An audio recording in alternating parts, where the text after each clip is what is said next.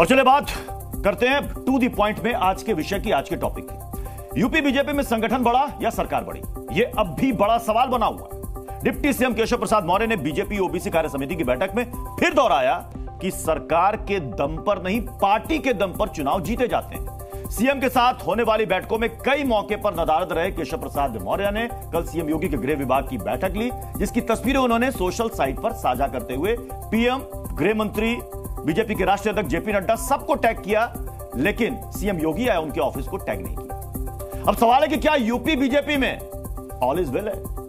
आखिर केशव प्रसाद मौर्य के मन में क्या है? आज टू द पॉइंट में इन्हीं सवालों के जवाब जानने की कोशिश करेंगे, लेकिन शुरुआत इस रिपोर्ट के साथ। यूपी के डिप्टी सीएम केशव प्रसाद मौर्य के मन में क्या है, ये सवाल हर रोज उठ रहे हैं। सोमवार को भी फिर इस सवाल को बढ़ावा मिल गया जब केशव प्रसाद मौर्य ने सीएम योगी आदित्यनाथ के गृह विभाग की बैठक बुला ली। बैठक में पहुंचे डीजीपी प्रशांत कुमार और एसीएस दीपक कुमार को कानून व्यवस्था दुरुस्त करने समेत कई निर्देश दिए। इसके बाद केशव प्रसाद मौर्य ने एक्स पर पोस्ट किया। बैठक तक की ही बात होती तो बात अलग थी। एक्स पर डाले गए पोस्ट को केशव प्रसाद मौर्य ने पीएम मोदी, गृह मंत्री अमित शाह और बीजेपी अध्यक्ष जेपी नड्डा को टैग किया, लेकिन सीएम योगी आदित्यनाथ को टैग नहीं किया। बस इसी बात को लेकर एक बार फिर डिप्टी सीएम के एक्स पोस्ट पर सवाल खड़े हो गए। इसके बाद डिप्टी सीएम केशव प्रसाद मौर्य ने एक बार फिर बीजेपी की ओबीसी कार्य समिति की बैठक में अपनी पुरानी कही बात दोहराई। केशव प्रसाद मौर्य ने माना कि हम अति आत्मविश्वास की वजह से हारे। उन्होंने कहा कि सरकार के बल पर चुनाव नहीं जीता जाता, पार्टी ही चुनाव लड़ती है और पार्टी ही चुनाव जीतती है।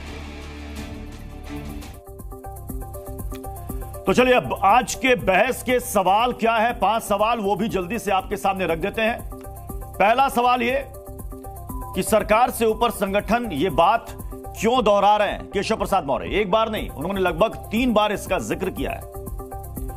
अब दूसरा सवाल, केशव प्रसाद क्या अपनी ही सरकार से नाराज तो नहीं है जो बार बार ऐसी बातें वो कर रहे हैं? यूपी बीजेपी में क्या सब कुछ ठीक ठाक नहीं है? सवाल यह भी कि आखिर केशव प्रसाद मौर्य के मन में क्या चल रहा है? और सवाल कि उपचुनाव पर क्या इस अंतरकलह का असर तो नहीं पड़ेगा, क्योंकि 10 सीटों के लिए उपचुनाव होने वाले हैं उत्तर प्रदेश में।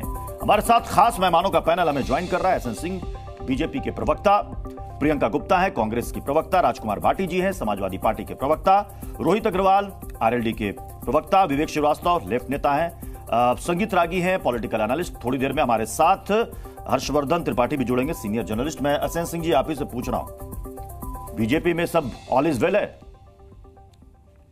पृथ्वी जी देखिए, भारतीय जनता पार्टी में तो सब बेहतर है, लेकिन कल शिवपाल जी का शायद एक शेर नहीं सुने। उन्होंने कहा, शिवपाल जी ने आदरणीय अखिलेश यादव जी पर कहा, मैं तुम पर हर बार भरोसा करता हूं, इतना सच्चा झूठ तुम्हारा होता है। आज चर्चा इस बात पर हो जाना चाहिए कि क्या शिवपाल जी का राजनीतिक कैरियर कब से समाप्त हो गया? नहीं, शिवपाल यादव और अखिलेश यादव की भी मैं चर्चा करूंगा। मैंने सवाल आपसे पूछा है, आप तो बीजेपी के प्रवक्ता है ना, आप समाजवादी पार्टी के प्रवक्ता कब से हो गए?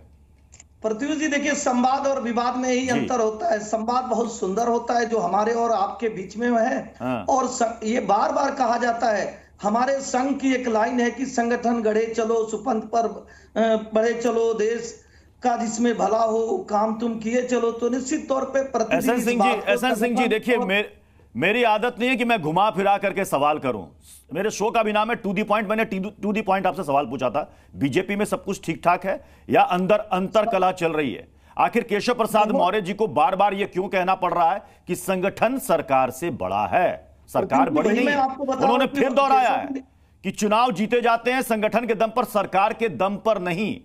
गृह विभाग की बैठक लेते हैं जो सीएम योगी का विभाग है, और वो तस्वीरें साझा करते हैं सभी सोशल साइट पर, पीएमओ को टैग करते हैं, जेपी नड्डा को टैग करते हैं, गृह मंत्री को टैग करते हैं, लेकिन सीएम ऑफिस को टैग नहीं करते। क्यों ऐसा? कोई नाराजगी तो नहीं है? साफ गोई से पूछो और मैंने साफ गोई से जवाब दिया कि संवाद और विवाद में ही अंतर है। भारतीय जनता पार्टी में सुंदर और अच्छे संवाद है। विवाद है? विवाद नहीं। इसका मतलब मान रहे हैं कि विवाद है? विवाद नहीं, कोई विवाद नहीं, कोई किस बात का विवाद भाई? पूरा संगठन, पूरा सरकार उत्तर प्रदेश और देश को एक विकसित भारत ले जाने के लिए कृत संकल्पित है, उसके लिए कार्य करें। दूसरा आपका था कि उन्होंने 2 बार कहा, 3 बार नहीं, भारतीय जनता पार्टी और संघ के सभी कार्यकर्ता बार बार दोहराते हैं। वही मैं नारा आपको बता रहा था, संघ की एक गीत है कि संगठन गढ़े चलो, सुपंथ पर बढ़े चलो, भला हो जिसमें देश का वो काम तुम किए चलो। ये तो रोज कहते हैं, मैं भी आपके जिम्मेदार चैनल पर कह रहा हूं। तो निश्चित तौर पे जिसमें देश का भला हो, ऐसा नहीं कि समाजवादी पार्टी और कांग्रेस की तरह एक धर्म को कहो धर्म खतरे में है, दूसरे को कहो जाति खतरे में है और समाज को बांट दो। हम तो समाज को जोड़ने की बात कर रहे हैं, सबको जोड़ने की बात कर रहे हैं और प्रयास कर रहे हैं कि कैसे 700 दंगे वाला उत्तर प्रदेश आज विकसित उत्तर प्रदेश हो गया, रैपिड रेल वाला उत्तर प्रदेश, डिफेंस कॉरिडोर वाला उत्तर प्रदेश आज और सुंदर उत्तर प्रदेश हो जाए। हम तो इस प्रयास में लगे। अच्छा, एसएन सिंह जी, बार बार केशव प्रसाद मौर्य दिल्ली की दौड़ क्यों लगा रहे हैं? प्रत्युष जी, जब से अखिलेश यादव जी दिल्ली आ गए हैं ना, हाँ, तो ये सवाल उठ रहा है कि अगर आप दिल्ली चले गए हैं तो शिवपाल जी के लिए क्या वहां कुछ जगह खाली कर देंगे? हाँ। वो नहीं खाली कर रहे हैं। हालांकि देश की राजधानी दिल्ली है और समाजवादी पार्टी तो उत्तर प्रदेश में, उसको उत्तर प्रदेश के बाहर नहीं जाना चाहिए। राजकुमार भाटी जी मुस्कुरा रहे हैं, राजकुमार भाटी जी मुस्कुरा रहे हैं, सरकार है। राजकुमार भाटी जी, आजकल लग रहा है कि समाजवादी पार्टी को खुद से ज्यादा चिंता उत्तर प्रदेश के डिप्टी सीएम केशव प्रसाद मौर्य की है। अचानक से इतना प्रेम क्यों उमड़ रहा है केशव प्रसाद के प्रति? क्यों ऑफर दिया जा रहा है, मॉनसून ऑफर, 100 लाओ सरकार बनाओ, वाईफाई का पासवर्ड, ये मोहरा है, ये सब क्यों? प्रेम और सद्भाव तो बना रहना चाहिए। हमें तो प्रेम है केशव प्रसाद मौर्य से भी, योगी आदित्यनाथ जी से भी, एसएन सिंह से भी, लेकिन खास तौर पर केपी मौर्य के साथ, खास तौर पर केपी मौर्य से ये प्रेम अनुराग क्या कह रहा है? मैं बोलता रहा हूँ, मैं तो टू दी पॉइंट ही बोल रहा हूँ। मैं एसएन सिंह की तरह तो कर नहीं रहा कि सवाल आप ज्योग्राफी के पूछ रहे थे और वो जवाब हिस्ट्री का दे रहे थे। आपने जितनी बार केशव प्रसाद मौर्य का नाम लिया, एसएन सिंह जी ने शुरुआत अखिलेश यादव जी का और शिवपाल यादव जी का नाम लेके की। तो मैं तो ऐसा कर नहीं रहा, मैं तो जो आपने सवाल पूछा उसी का टू दी पॉइंट जवाब दे रहा हूँ। आपने पूछा इतना प्रेम क्यों है? प्रेम और सद्भाव हमारी आदत है, हम सबसे प्रेम रखते हैं, योगी आदित्यनाथ जी से भी रखते हैं, केशव प्रसाद मौर्य से भी रखते हैं। लेकिन आज टू दी पॉइंट बात यह है कि भारतीय जनता पार्टी में भयंकर जूतम पैजार मची हुई है, मारकाट मची हुई है, सड़कों पर ड्रामे हो रहे हैं, सड़कों पर नाटक चल रहे हैं। जो एक मुझे इनके जो सबसे अब तक जब से जनसंघ बना और आज तक के जो सबसे शानदार और सम्मानित नेता थे श्री अटल बिहारी वाजपेयी जी, इस पार्टी के, उनकी कविता की वो 2 पंक्तियां याद आती हैं। उन्होंने लिखा था कि हार नहीं मानूंगा, रार नहीं ठानूंगा। उन्होंने कहा था रार नहीं ठानूंगा। केपी मौर्य जी ने उसे बदल के कर दिया, हार नहीं मानूंगा, रार नहीं ठानूंगा। रोजाना नई रार लेके आ जाते हैं। अभी जो आपने एक सवाल और पूछा एसएन सिंह जी से कि संगठन सरकार से बड़ा है, इसे कहने की क्या जरूरत थी, तो उसका जवाब कल केशव प्रसाद मौर्य जी ने दे दिया लखनऊ में। केशव प्रसाद मौर्य ने कहा कि मुख्यमंत्री कहीं दौड़ में नहीं थे, मुख्यमंत्री के में लोगों के नाम नहीं थे, लोगों को पता भी नहीं था कि तुम मुख्यमंत्री बनोगे, मेहनत किसी और ने की थी, वोट किसी और की वजह से मिले थे, पार्टी चुनाव किसी और की वजह से जीती थी, चुनाव पार्टी जीतती है, सरकार नहीं जीतती है, और मुख्यमंत्री कोई और बन गया। इससे ज्यादा साफ भाषा क्या होगी, इससे ज्यादा स्पष्ट शब्द क्या होंगे? एसएन सिंह जी, वो तो क्या 2017 की टीस है क्या अभी भी केपी मौर्य जी के मन में? अभी भी 2017 की टीस है क्या? उन्होंने जिक्र किया 2014 में प्रचंड बहुमत, 2017 में हम प्रचंड बहुमत के साथ जीते, तब भी हमारी सरकार नहीं थी, लेकिन सरकार हमारी बनी। तो 2017 में यूपी बीजेपी के अध्यक्ष थे केशव प्रसाद मौर्य, उनका नाम सीएम की रेस में था। क्या वो टीस अभी भी है क्या 7 साल बाद भी? पृथ्वी जी देखिए, मुझे लगता है कि नेताजी बड़े वरिष्ठ थे, उनको नेताजी इसीलिए नाम दिया गया था कि उनके पास बहुत अनुभव था।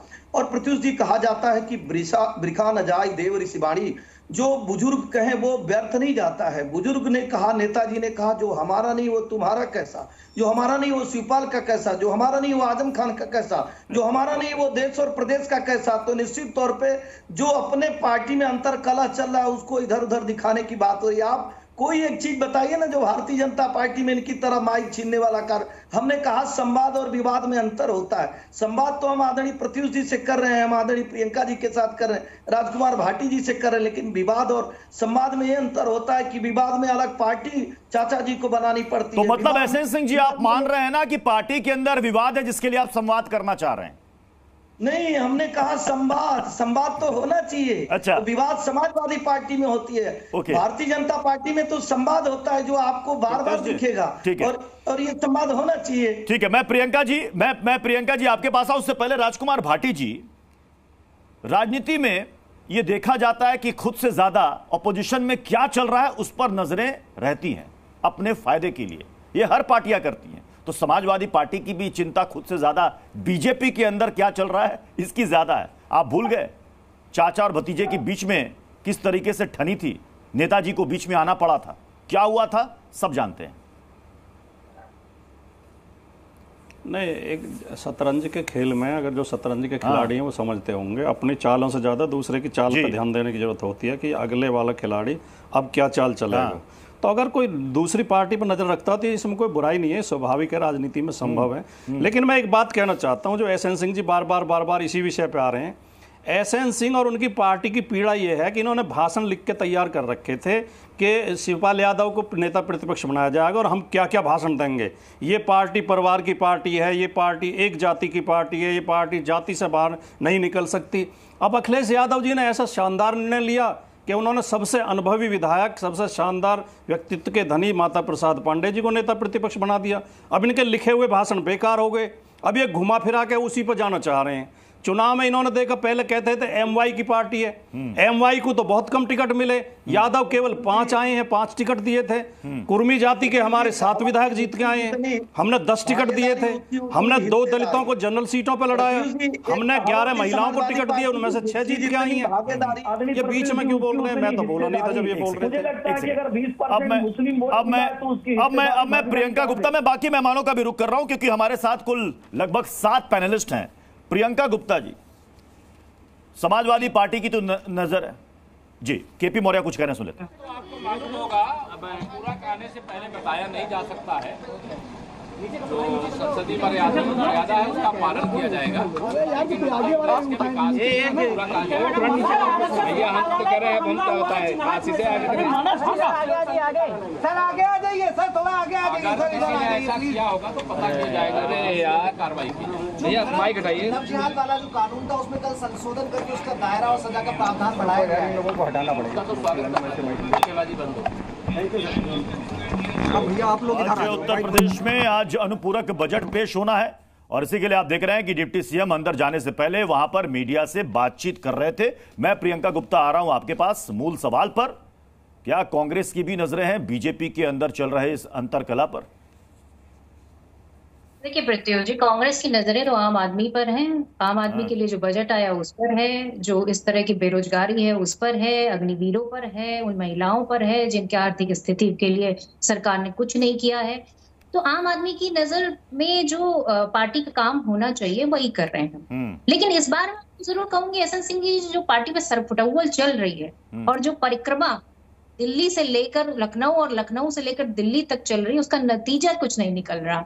उसका नतीजा सिर्फ एक है कि यहाँ की उत्तर प्रदेश की जनता जो है वो सफर कर रही, चाहे वो बाढ़ हो, चाहे वो बिजली की समस्या हो, चाहे नलकूप को बिजली फ्री देने की बात हो, चाहे किसानों की समस्या हो, सारी समस्याओं को नजरअंदाज करके आपस में इन लोगों की सरकुटौल चल रही।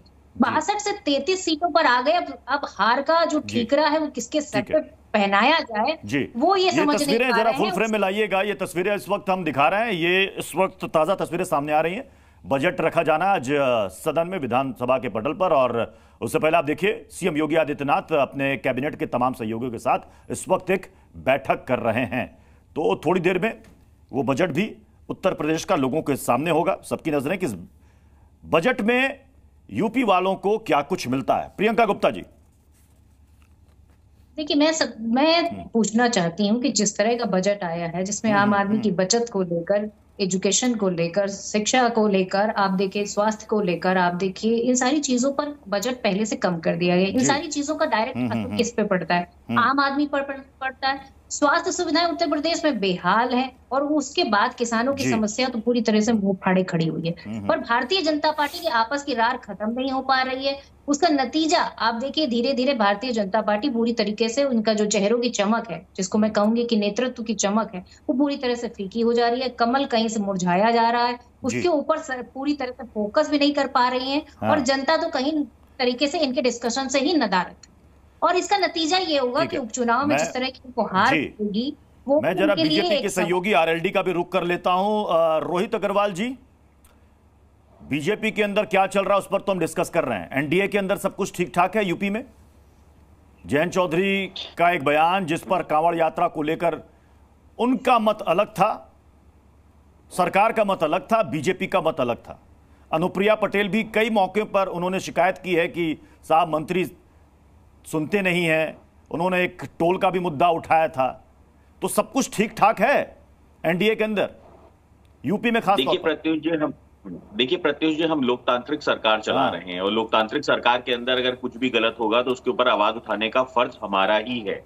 तो हम आवाज उठाते रहेंगे और ये जो भाईचारा है इसी की जरूरत है और ये भाईचारे के तहत ही जनता का भला हो सकता है और जनता का भला हो रहा है। एनडीए पूरी तरीके से इंटैक्ट है। हमारे लिए बजट हलवा नहीं है जिसको खाना है, हमारे लिए बजट वो चीज है जिससे जनता का भला करना है। स्थिति ये है कि राजकुमार भाटी जी ने अभी आज समाजवादी पार्टी की किस तरीके से पोल खोली, मैं तो बधाई दूंगा भाटी जी को कि भाटी जी ये समझते हुए, क्योंकि पिछड़े समाज से आते हैं हमारे राजकुमार भाटी भाई और जाट समाज से आते हैं जिससे हमें स्पेशल मोह है, तो इन्होंने सच्चाई रखी कि किस तरीके से इन्होंने भी दर्द रखा कि पी का मतलब पीडीए में पांडे जी है और ए का मतलब तो खुद ही कंफ्यूज है समाजवादी पार्टी, कभी अगले पे पहुंच जाती है, कभी अल्पसंख्यक पे पहुंच जाती है। तो राजकुमार भाटी जी को मैं बधाई देना चाहूंगा, उन्होंने किस तरीके से बताया कि यादव का मतलब 5 टिकट परिवार की है। ये डिबेट में एक तरीका होता है, जाट समाज में एक स्पेशल पावर है इन तर्कों को, अपने तर्कों को पहुंचाने की। तो आज राजकुमार भाटी जी को मैं स्पेशल बधाई दूंगा कि उन्होंने कहा कि अगर शिवपाल यादव जी बनते तो परिवार की पार्टी है ये, तो उसमें कोई अचंभा नहीं होता। इसलिए उनको पूरी उम्मीद थी कि भारतीय जनता पार्टी ने क्या स्पीच तैयार कर रखी थी, उसकी भी तैयारी उन्होंने कर रखी थी। कमाल की बात है। देखिए, कभी एक समय में समाजवादी पार्टी और आरएलडी एक साथ गठबंधन में थे और आज देखिए एक दूसरे के खिलाफ तलवारें खिंच गई हैं। नहीं, हमारी कोई तलवारें नहीं खींची, हम तो कह रहे हैं हमारे भाई हैं। और राजकुमार भाटी जी के लिए तो स्पेशल मैं प्रेम रखता हूं क्योंकि ये जाट समाज से आते हैं और जाट समाज के लिए ठीक है। जी न्यूज़।